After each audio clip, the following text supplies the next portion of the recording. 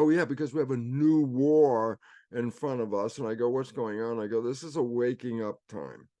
Now, what's interesting is there's always a tendency, and has been a tendency, for civilization to take sides, one side against the other side, who the winner, the loser. I love this one. There's a quote that goes, war does not determine who's right. War determines who's left. I need to bring up something that's really critical about the evolution and why I don't support either side of the war. Well, let's put it this way. Alex and I are supporting humanity, not governments and not war machines, with people. And if you see the disaster in the Middle East, it's really coming home to people versus people. It's no longer soldier versus soldier. It's like everybody in the way is now part of this problem. I was giving this lecture in Tel Aviv at the University of Tel Aviv in Israel. And it was a big theater, maybe it held about 12 to 1,300 people for the show. But we had bussed in from the West Bank over 300 Palestinians that had never even been in Israel were bussed in to this place at the university where we were holding this conference. And I had just described to this group of people who were separated like oil and water, Palestinians over here, Israelis over here, not talking to each other, okay? They're in a different world zone. And I just talked to them about the nature of things that we've talked about on this membership call and in the books and all that, and that is the fact about programming, that the first 7 years of a child's life is a programming period, and the rest of the child's life, 95% of it comes from the program. So I'm giving them this technical data, and they're all going, yeah, we got it. Okay, the programming first 7 years, and then 95% of the life, blah, blah, blah. And then I put this slide up. And here I am in Israel, and I got the Israelis, the Palestinians, and I say, the problem. And then when I push the advance, these two pictures show up. And I said, look, you're programming these young boys on the Israeli side to play with weapons and machine guns and all that. On the right-hand side, you're programming young boys in the Arab-Palestinian world, putting them in military uniforms and carrying guns. I say, what are you programming? You're programming hatred. I said, do they even know each other? Do the kids on the left side of the screen know the kids on the right side? No. Did they ever meet each other? No. Do they hate each other? Yes. Why? Programming did this. And I go, how long has this been going on? It's been going on for generations. And as we talk about in the biology of belief and the nature of epigenetics, genes don't control you. It's your programming that controls your genes and your behavior. And so the instant part about this that was so like, I could feel it. The moment I showed these two pictures, this giant auditorium, you could hear a pin drop. It was dead silence. I go, why? It's in front of their eyes. It was in front of their eyes. Look what you're doing. Look what you're creating. You're manifesting hatred among kids that don't even know each other. But they'll always have that program because 95% of life is going to come from that program. And as I said, it was dead quiet because all of a sudden it was visually in their face. What are we doing? We're programming. We're programming separation and violence. I put up the next slide. The solution. Arab Israeli boys walking arm in arm down. Arab Israeli girls holding each other in arms. I say, what does it represent? It represents that when kids play together, they're not going to kill each other. And this is the biggest issue. And it's really interesting because we have two dear friends in Jaffa in Israel, Ehab and Ora. Ehab is Palestinian, Ora Israeli.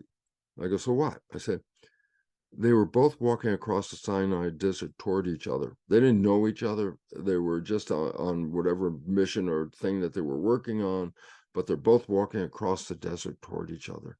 and they get about 10 feet apart. And like in the Godfather movie, they talk about they were hit by the thunderbolt. I said, what? They saw each other, felt each other, experienced each other. They stopped and they took each other in. And guess what? 3 days later, they got married. I go, why? It was designed and divine, and that's what they did. And so they're married, Palestinian, Israeli, etc. Now, Ehab went home and told his father he married an Israeli girl. His father truly took a knife, chased him around the house. He was going to kill him. His son married an Israeli. It's a violation of the history of all this stuff. Meanwhile, Ora goes back to her family and says she married a Palestinian. They disowned her on the spot. Don't come home, don't come back, you're not welcome here anymore. And they're both now outcasts living together. But love is what held them together. Love was the whole thing that put it together. But now comes the interesting part. They have a son, and the son is now getting ready to go to school, like nursery school, kindergarten. And now the parents have to make a decision. Where are we going to send our kid to school? So they went and looked at the Hebrew school in Israel, and they go, nah, that's not good messages. Don't want to send them there. Then they went to the Palestinian school, and they go, oh, no, can't send them there. Bad messages.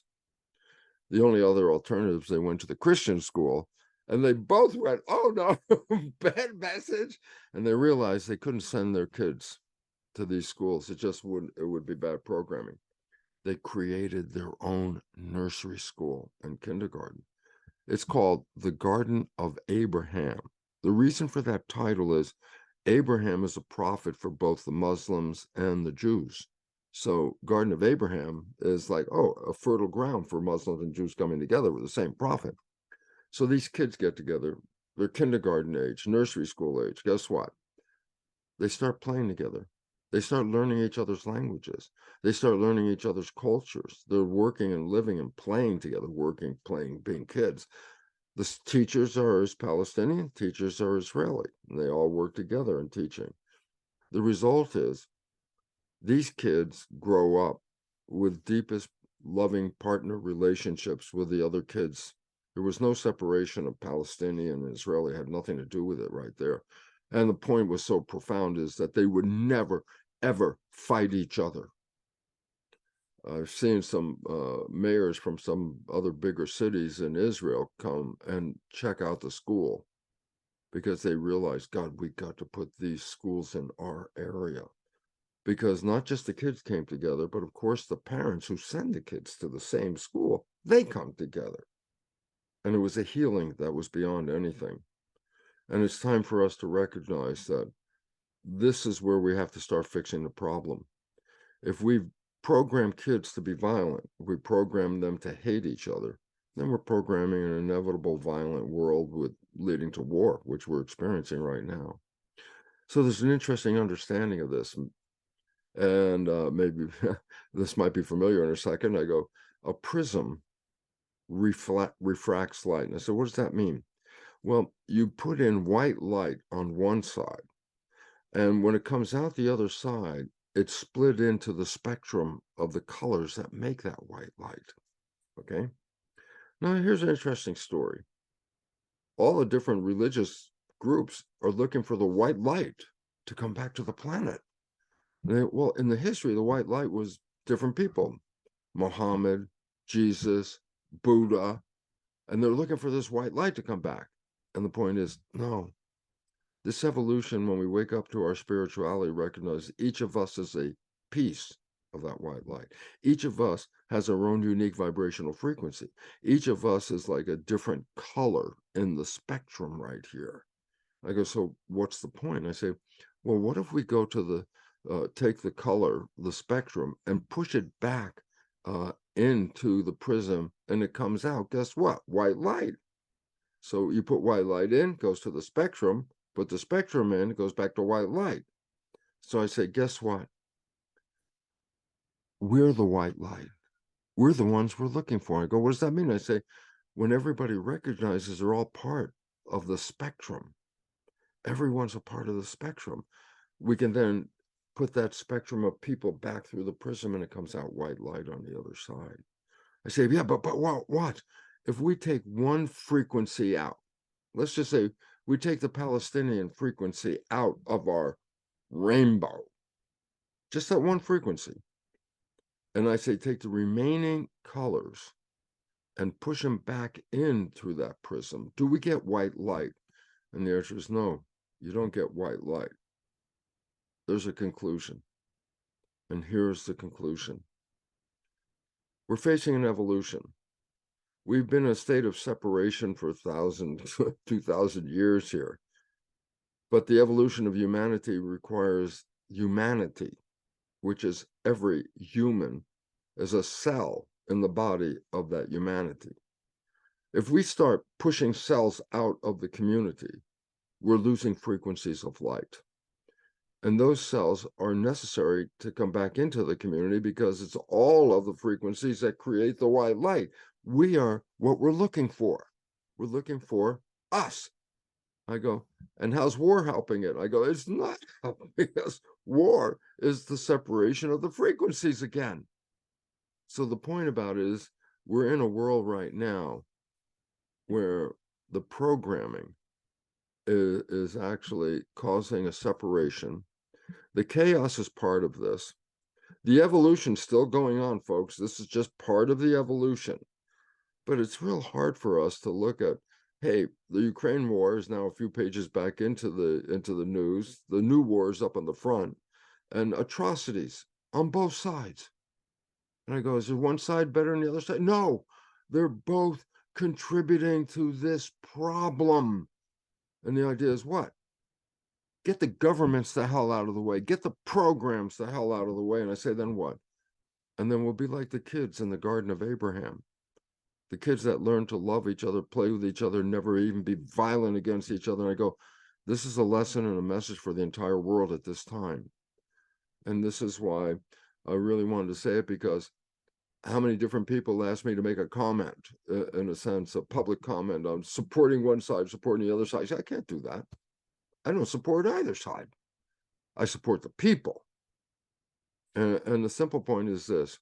Yeah, the Hamas attack is like a real, like, oh my God. And I go, yeah, but you didn't understand something. The people in Palestine live on a narrow little strip of land with water on one side, and shortly, not very big distance, is Israel. On the other side, they're squeezed between the ocean and Israel. And what has happened is Israeli politics, especially the new leader Netanyahu, was pushing the colonization of Israel colonies into the Gaza Strip, causing what? The upheaval of the people that live there, squeezing them more. And I go, simple understanding.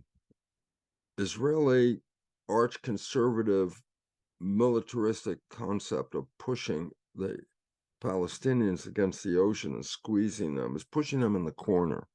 They have no life. They've been prisoners in their own country. They can't even get across the wall without going through, just like criminals going every day through an inspection place to have your life. You have to go through, like, the warden, go through here if you want to go to Israel and get your job. And the reality is they got pushed into the corner. Did they jump? Yeah, they jumped. With nothing left to lose. They got nothing left to lose. There's nothing there. And it's both government and politics, and humans are caught in the middle of all this. So where's Bruce's point of view? Is like, it's the damn programming, folks. It's the program that has separated us, and it's the program that has to change to allow us to evolve into a very sustainable future. We cannot go into the future in armed camps. Never is going to happen. Are we going to make it? As I mentioned many times, NASA scientists say 20 years, we're facing irreversible collapse of our civilization. I go, so we got 20 years to straighten out the problems. That's why all the problems are coming to the surface. The Me Too generation, women being rated as second-class citizens, Black Lives Matter, race, again, separating people, okay? religious confrontation, like now we're doing that in Israel, or even gender confrontation. I go, all of this is percolating. I go, why? It has to come to the surface to be resolved so we can move to a sustainable future. I'm looking at it. Does it make me happy? Absolutely not. Can I do anything about it? No, personally, I can't. But then I also look at it this way. It's working out the way it's supposed to. We are facing chaos. And the chaos is precipitated by the fact that we are not living in harmony with each other, or especially not living in harmony with nature. And that what you're seeing is an evolutionary step. It's a war. It's barbaric. This is an evolutionary upheaval. I take no sides because there is no sides to humanity, because humanity is a unity. There is no division. And I'm looking forward because there's an opportunity. The white light will be back on this planet, hopefully before that 20-year period of grace that NASA says nature is giving us runs out. So look at today's world and recognize this is a lesson that we're supposed to be learning at this time, but it has no sides.